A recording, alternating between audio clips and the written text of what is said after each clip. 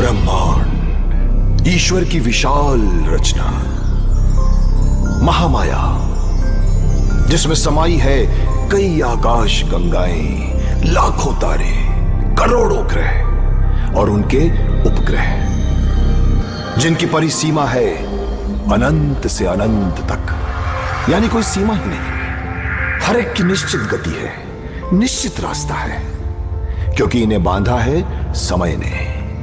ईश्वर की इसी माया का एक और रूप है जीवन, और इस सारी सृष्टि की रचना की है त्रिदेव ने, ब्रह्मा, विष्णु और महेश ने। सृष्टि के निर्माता हैं ब्रह्मा जी, सृष्टि का पालन करने वाले हैं भगवान विष्णु, और बुराइयों का विनाश करने वाले हैं महादेव भगवान शिव।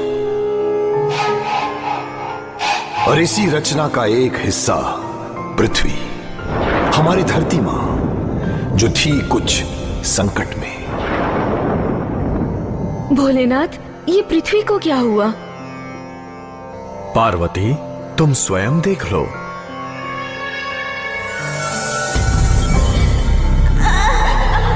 और मां पार्वती ने देखा संकटों से घिरी धरती को, जिस पर हो रहा था आक्रमण, दैत्यों का, दानवों का, राक्षसों का, असुरों का, जहां चारों ओर हाहाकार मचा हुआ था।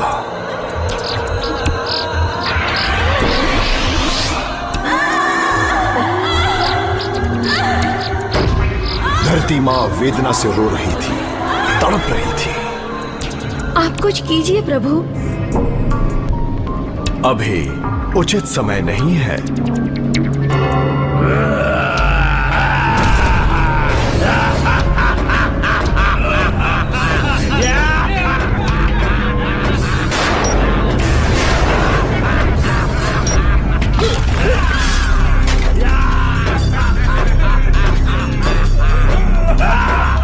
चुन के खाऊंगा, भून के खाऊंगा।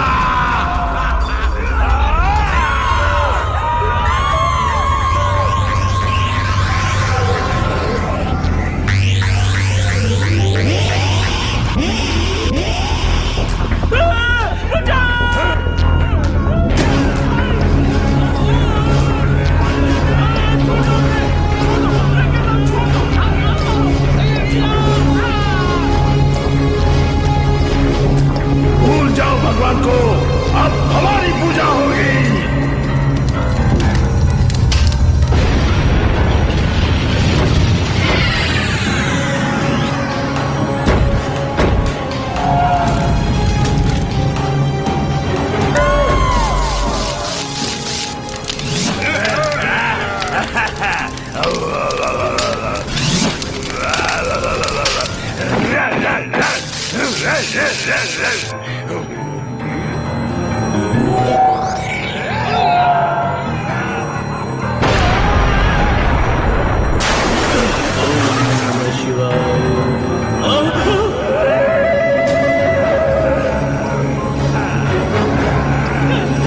पानी से भाग कर जाएगा, पानी तेरे पीछे आएगा।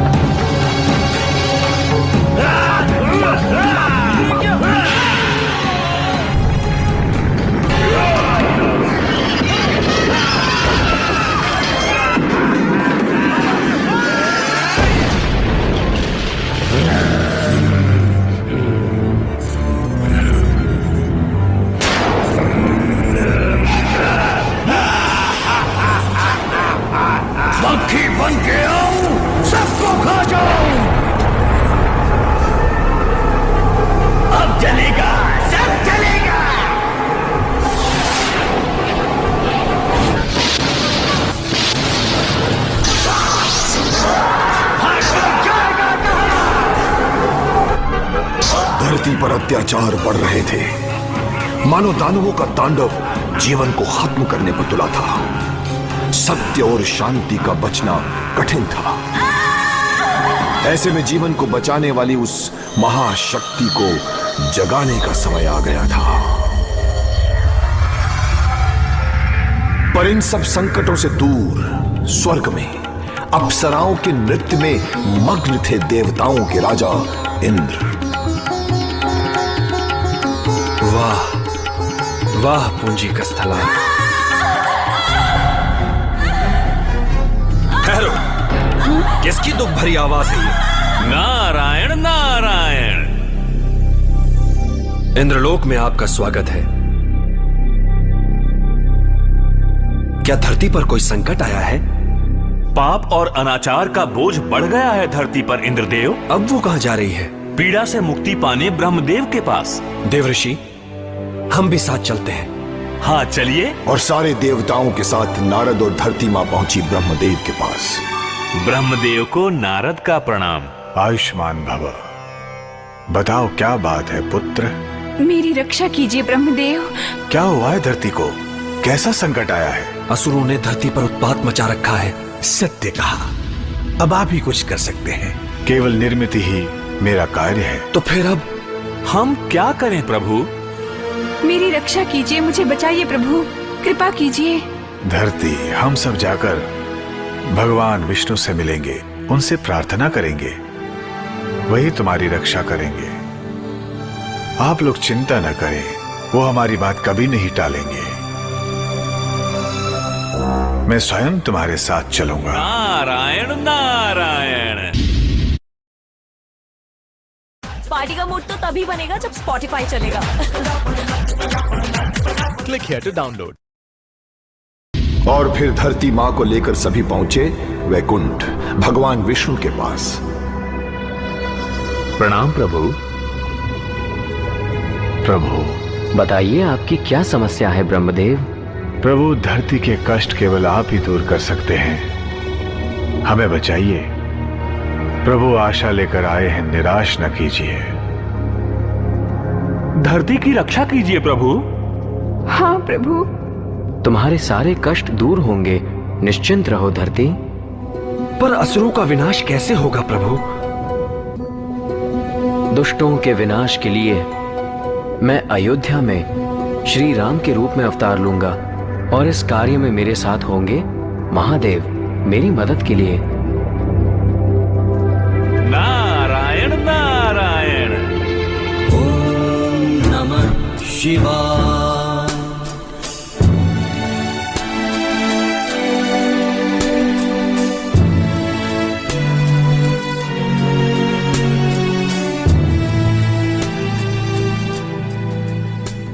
आप भी प्रभु? मैं भी इस महान कार्य में भगवान विष्णु की सहायता करूंगा। पर प्रभु, विधाता की ये लीला कब और कैसे शुरू होगी? इस दैवी योजना की तैयारियां शुरू हो गई हैं पार्वती। और इसी समय जंगल में बने एक आश्रम में एक महर्षि महान तप कर रहे थे। उनकी साधना की शक्ति इतनी बढ़ी कि साक्षात देवलोक भी उससे प्रभावित हुए।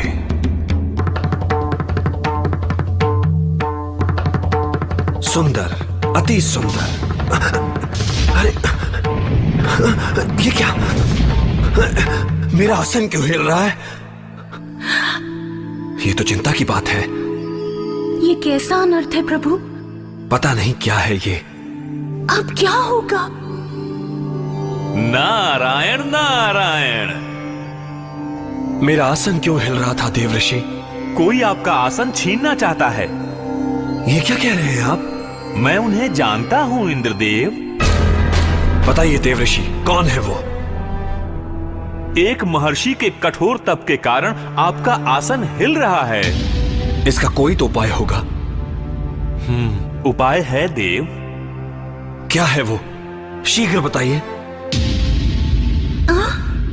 क्या कहा? मैं ही क्यों देवर्षि? पूंजी का स्थला इसमें क्या करेगी? हे सुंदरी, सुनो। तुम्हारी चंचलता और सुंदरता से ही महर्षि का तपोभंग संभव है। तो तुम जाकर उनका तपोभंग करो। जैसी आपकी आज्ञा प्रभु। असफल मत लौटना। नारायण नारायण।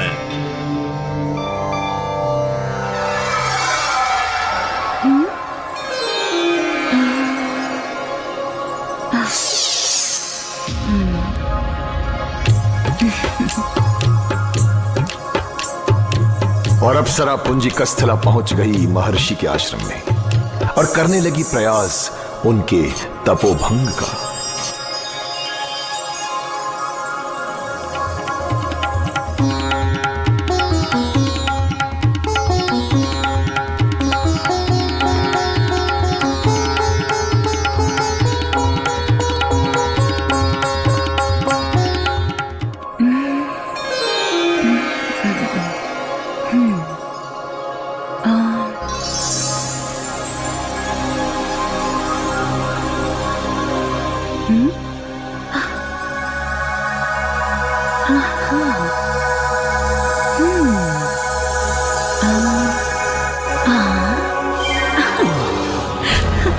मेरे तप को भंग करने वाली चंचल सुंदरी, जा, मेरे श्राप से तू अगले जन्म में वानरी हो जाएगी।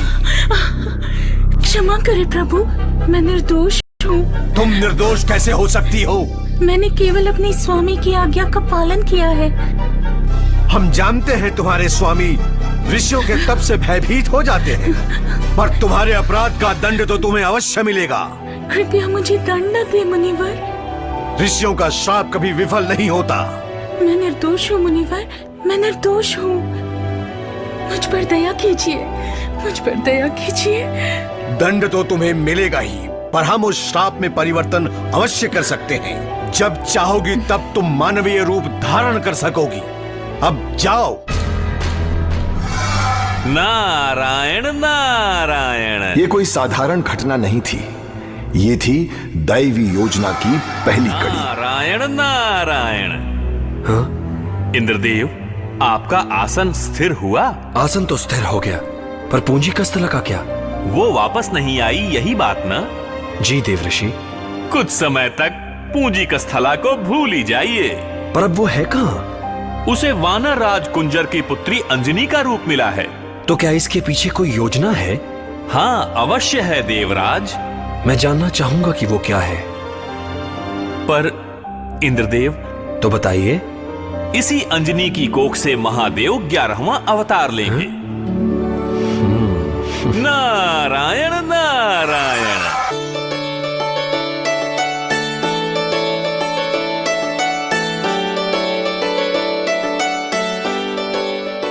अप्सरा पुंजी कस्थला ने धरती पर जन्म लिया अंजनी के रूप में, और उसकी शादी हुई वानर राज केसरी से। ये थी दैवी योजना की दूसरी कड़ी।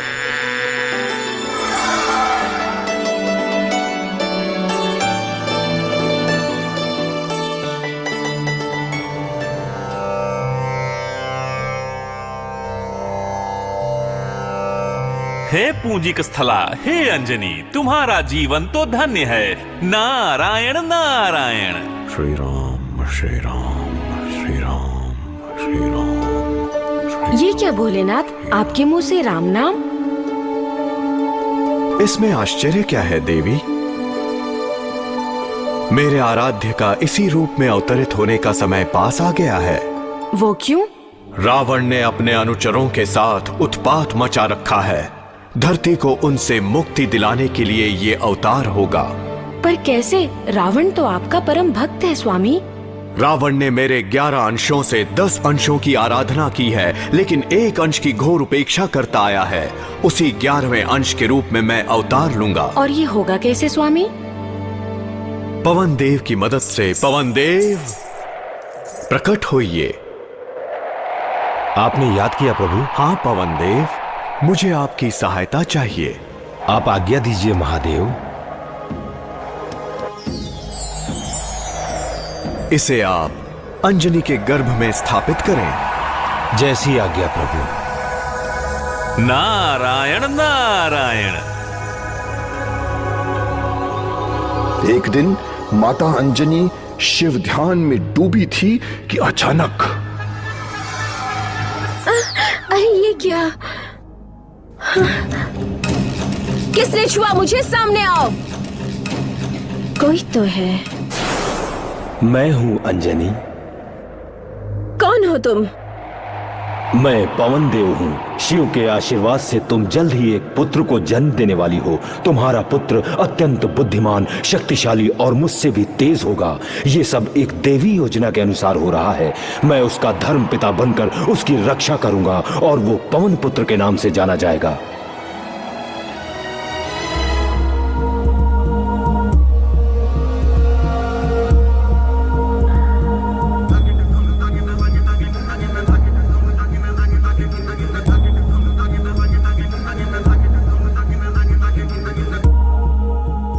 और अब समय आ गया था मेरे यानी शिव के 11वें रूप हनुमान के जन्म का।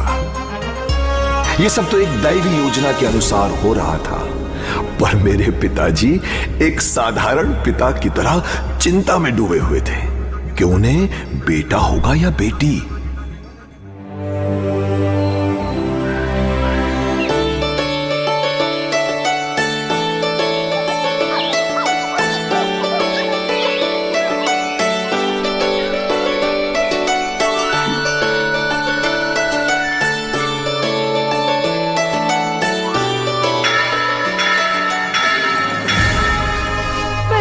बधाई, अंजनी को बेटा हुआ है। कितना प्यारा है गोलू। हाय, कितना प्यारा है।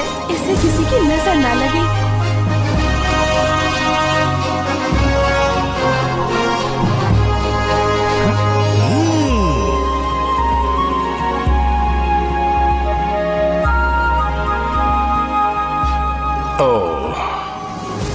अति सुंदर।